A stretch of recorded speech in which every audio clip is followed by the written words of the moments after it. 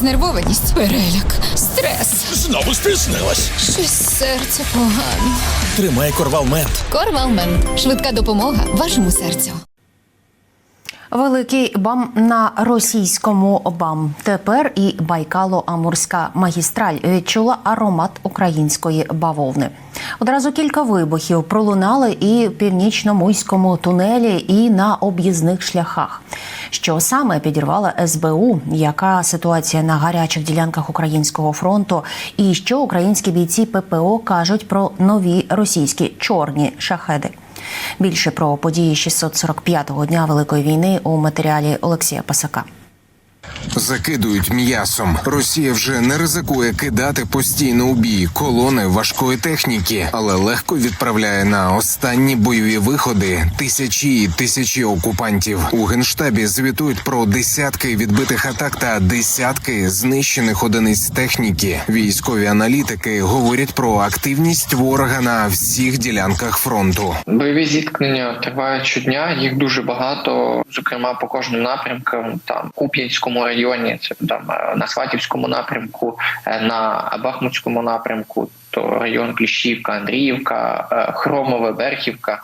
Так само складно на Авдіївці. Авдіївський відтинок – це дуже сконцентрована зараз велика сила росіян, які постійно штурмують. Ситуація там надскладна.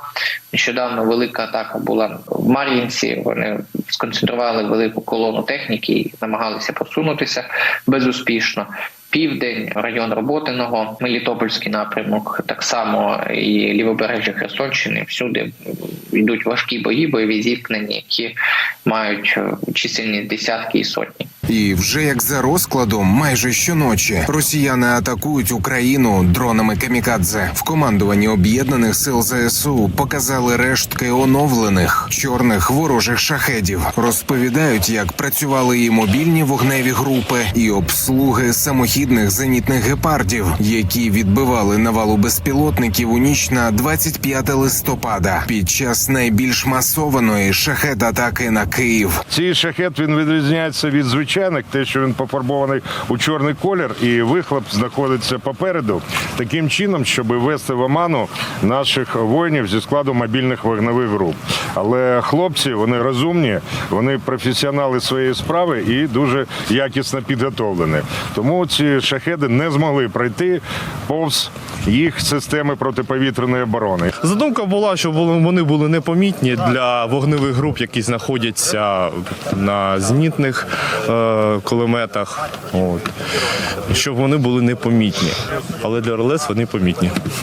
Ні, то все, то важливо там для фахівців, які там мобільні групи, щось це означає, а для нас ні, воно не важливо. Та хоч фіолетом, хоч в радугу їх розкрасять, вони будуть все одно збиватися, Щоб нищити ворога і у повітрі, і на землі, Україні потрібна постійна військова підтримка. В Європейській комісії наголосили, жодна країна ЄС не оскаржила рішення виділити Києву 50 мільярдів євро впродовж наступних 4 років. Президентка Урсула фон дер Ляєн говорила і про ситуацію на полі бою. Наголошувала, що вона вкрай складна, але це не має знизити підтримку, а навпаки, лише її збільшити. Європа десятиліттями зменшувала інвестиції в оборону. І тепер настав час це надолужити разом з Україною, як майбутнім членом ЄС. Our strategy can only be complete if it also takes into account Ukraine's needs and Ukraine's industrial capacity. Наша стратегія може бути повноцінною лише тоді, коли вона також враховує потреби України та її промисловий потенціал. Перший крок на шляху до цього – залучення України до процесу консультацій щодо промислової стратегії. Це має інтегрувати Україну в деякі наші оборонні програми за згодою Європейського парламенту та Ради ЄС, якщо це буде необхідно. Це не лише допоможе нам задовольнити оборонні потреби України, але й, звичайно, сприятиме зближенню і спільному плануванню між нашими збройними силами і військово-промисловими комплексами. Україна – майбутній член Європейського Союзу, тому вона повинна якомога швидше стати набагато ближчою до нас. Ukraine is a future member of our European Union. Україна стає ближче до Європи, а ось територія країни ворога стає все більш осяжною для українських спецслужб. Тож маємо новий блокбастер, неймовірні пригоди малюка або бурятські канікули СБУ. У ніч на 30 листопада вогник завітав у північномуйський тунель, що на російській Байкало-Амурській залізничній магістралі. Цей шлях ворог активно використовує для військових перевезень, включно з постачанням із Північної Кореї. Джерела українських ЗМІ повідомляють, Служба безпеки України підірвала одразу 4 вибухових пристрої. Сталася пожежа, горіло пальне, зокрема і авіаційне. А вже надвечір четверга московити почали волати про нове займання. Цього разу вантажний потяг спалахнув на обхідному шляху. Здетонували цистерни з дизелем, загорілося 6 вагонів. Росіяни щось там бурмотять про можливість замикання електромереж, але визнають, ймовірно, це могла бути нова диверсія. Этот поезд в огне, и нам не на что больше жать. Этот поезд в огне, и нам некуда больше бежать. Олексій Пасак, 5 канал. Усі матеріали наших кореспондентів ви завжди можете переглянути. Ласкаво просимо на YouTube 5-го. Там також наші дискусійні студії, авторські проєкти. Тож заходьте, коментуйте, ставте вподобайки, обов'язково підпишіться. Північна Корея відправила Росії 2000 контейнерів, імовірно, зі снарядами і ракетами, повідомляє Reuters. Про це журналістам повідомили південно-корейські військові. За допомогою супутникових знімків журналісти з'ясували, КНДР завантажила російські кораблі на території вільної економічної зони Расон, яка не працювала від 2018 року. Вона розташована неподалік кордону з Ерефією. Через цей відтинок, зокрема, Росія транспортуватиме до Північної Кореї харчі, нафту і вугілля. Між країнами також зросли залізничні поставки. Супутникові знімки свідчать, що на одній з її станцій Расона побільшало вагонів. Розвідка Південної Кореї повідомляє, КНДР уже надала Росії понад 1 мільйон артилерійських боєприпасів. За оцінками Сеулу, підприємства КНДР працюють на повну потужність і мобілізують населення, аби виконати оборонні замовлення від російської армії.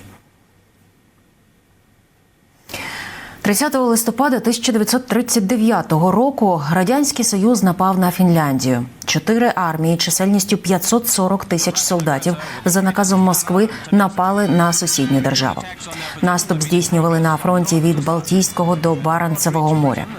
Радянський Союз хотів у короткий термін завоювати усю Фінляндію і встановити там маріонетковий комуністичний уряд. Тоді Ліга націй визнала Радянський Союз агресором і виключила його зі свого складу. Радянські війська, які у кілька разів переважали, отримали опір від фінської армії і зазнали значних втрат.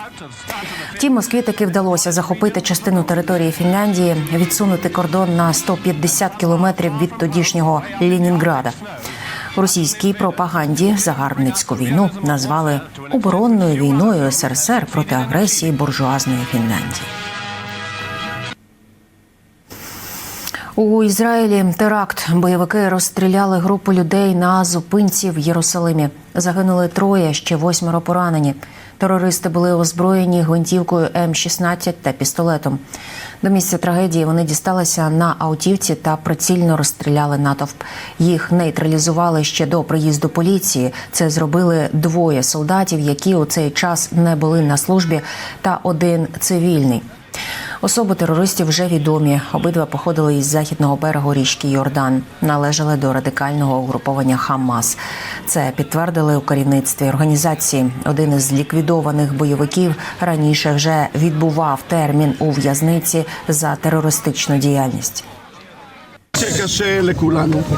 Це важкий ранок для всіх нас. Мої співчуття сім'ям, побажання міцного здоров'я пораненим і велика вдячність героям, які врятували людей. Трагедія ще раз доводить, що ми не повинні проявляти слабкість. Ми повинні говорити з Хамасом винятково через приціл гвинтівки, через війну. Проти Хамасу треба воювати. Ця подія ще раз доводить, наскільки важливим є доступ цивільних до зброї.